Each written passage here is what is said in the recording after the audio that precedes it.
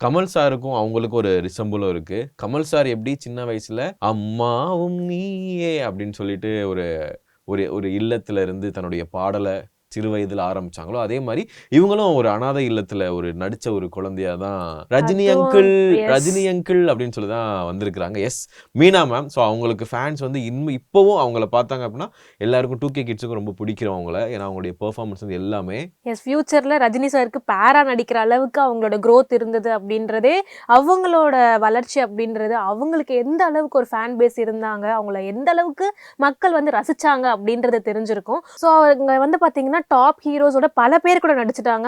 பல லாங்குவேஜஸ்லயுமே அவங்க நடிச்சு பல ஃபேமஸ் ஆனாங்க. ஆனா இதுவரைக்கும் நம்ம தளபதி விஜய் அவர்கள் கூட மட்டும் மீனா அவர்கள் ஒரு படம் கூட நடிக்கல. கேட்கல உடனே வருவாங்க. அதான் ஒரு பாட்டுல ஆடினாங்களேப்பா அப்படின்னு. அந்த ஒரு பாட்டுக்கு ஆக மட்டும்தான் விஜய் சார் கூட மீனா அவர்கள் சேர்ந்து வந்து செட்டை வந்து ஷேர் பண்ணியிருந்தாங்க, ஸ்க்ரீன் ஷேர் பண்ணியிருந்தாங்க.